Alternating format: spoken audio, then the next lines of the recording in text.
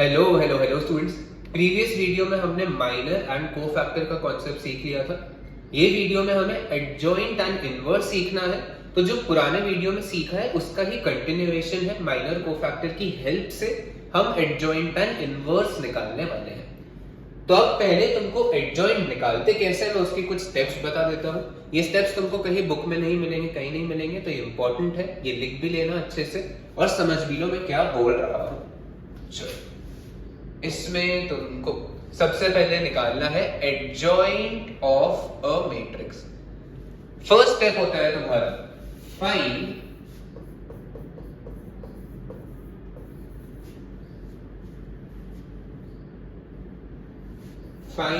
Cofactors of all elements. अब ये तुम्हारा 2/2 3/3 दोनों के लिए एप्लीकेबल है। एडजॉइंट कैसे निकालते हैं, ये स्टेप्स दोनों के लिए ही सेम है।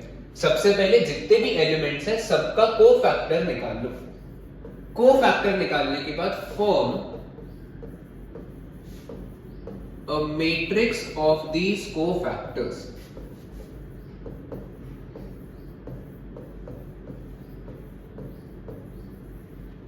जो तुमने कोफैक्टर निकाला था उसका एक मैट्रिक्स बना लो। जब तुम ये मैट्रिक्स बना लोगे तो लास्ट स्टेप है तुम्हारा इसका ट्रांसपोज करना। जब तुम इसका ट्रांसपोज कर दोगे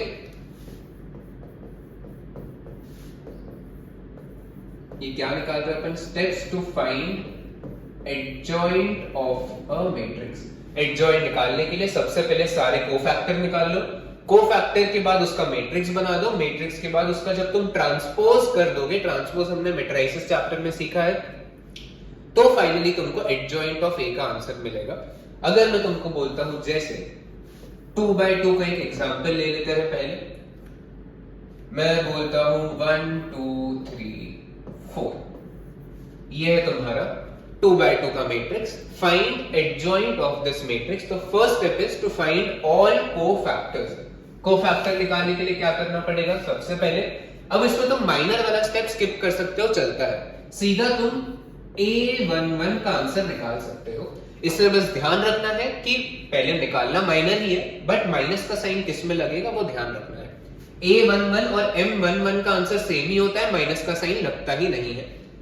तो ये क्या होने वाला है तुम्हारा, इसका डायगोनल ऑपोजिट, मतलब आंसर विल बी 4। करेक्ट है।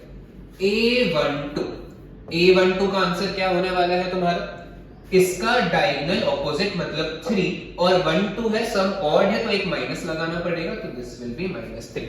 यहां बच्चे बहुत बार गलती करते, तुमको याद भी है तो भी जल्दी जल्दी में भूल जाते हैं, तो ये ध्यान रखना है सम ऑड है तो माइनस लगाना पड़ेगा। A21, जब तुम ये 21 लिख रहे हो तभी ध्यान में रख लो कि सम ऑड है तो इसका डायगोनल ऑपोजिट ये, आंसर विल बी -2।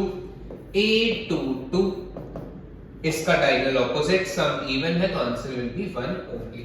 करेक्ट है।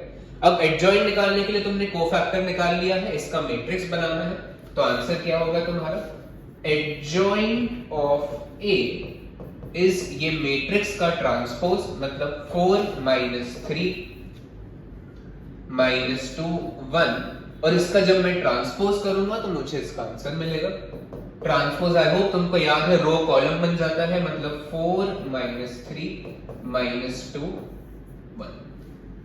ये है तुम्हारा एडजॉइंट ऑफ ए का आंसर। इसमें 2/2 में बस एक ट्रिक होती है, ये तुम सीधा भी निकाल सकते हो, बट ये प्लीज ध्यान रखना कि अगर तुमको एमसीक्यू का क्वेश्चन है तो ही ये ट्रिक यूज कर सकते हो, जो भी शॉर्टकट बताने वाला हूं। अगर 2 मार्क से ज्यादा का क्वेश्चन है तो तुमको ये पूरा वर्किंग शो करना पड़ेगा। 2 मार्क का भी क्वेश्चन है तो पूरा वर्किंग दिखाना पड़ता है। इसमें शॉर्टकट ये है कि अगर तुमको ये गिवन है और इसका तुमको एडजॉइंट निकालना है, तो सिंपली क्या करना है, इन दोनों को इंटरचेंज करना है। ये दोनों इंटरचेंज हुए और इन दोनों का साइन चेंज कर देना है, तो ये दोनों इंटरचेंज करेंगे 4 1, और इनका सिंपली साइन चेंज कर दो तो एडजॉइंट ऑफ ए का आंसर ही मिल जाएगा। बट प्लीज ध्यान में रखना, ये सिर्फ ट्रिक एमसीक्यू में ही यूज कर सकते हो। 2 मार्क का भी क्वेश्चन है तो वर्किंग शो करना पड़ेगा। ये था तुम्हारा एडजॉइंट का कॉन्सेप्ट। इसके बाद बस तुमको इनवर्स का कॉन्सेप्ट सीखना है, तो इनवर्स इसके आगे होता है। A इनवर्स का फॉर्मूला होता है 1 determinant of A into adjoint of A। ये इसका फॉर्मूला है, तो एडजॉइंट तो निकालना ही पड़ेगा इनवर्स निकालने के लिए, तो ये सारा लिंक्ड है। पहले तुम कोफैक्टर निकालोगे, फिर एडजॉइंट निकालोगे। अब मैं तुमको बोलता हूं कि इसका ही इनवर्स निकाल के बताओ, तो इसमें तुमको सिंपली क्या निकालना पड़ेगा, बस डिटर्मिनेंट ऑफ ए निकालना पड़ेगा। डिटर्मिनेंट ऑफ ए कैसे निकालते हैं, this into this minus this into this, तो ये क्या हो जाएगा 4 माइनस 6, मतलब आंसर विल बी -2। तो ए इनवर्स का आंसर क्या होने वाला है तुम्हारा, A inverse will be 1/-2 into this matrix 4 -2 -3 1। अगर ये सारे एलिमेंट्स डिविजिबल है तो तुम 2 को अंदर भी भेज सकते हो, तुमने 2 को बाहर भी रखा तो भी चलता है। तो ये तुम्हारा इनवर्स का आंसर है। सेम 3/3 में है, 3/3 में बस थोड़ा सा ज्यादा कैलकुलेशन है, क्योंकि 9 एलिमेंट के तुमको कोफैक्टर पूरे निकालने पड़ेंगे। अभी आगे एक्सरसाइज में करेंगे अपन, तुमको और डिटेल में अच्छे से समझ जाएगा। प्लीज ये वीडियो आगे देखते रहो, ये सीरीज देखते रहो, ये बहुत इंपॉर्टेंट कॉन्सेप्ट है। अगर तुमको ये समझ में आया है तो please share it with your friends. Thank you.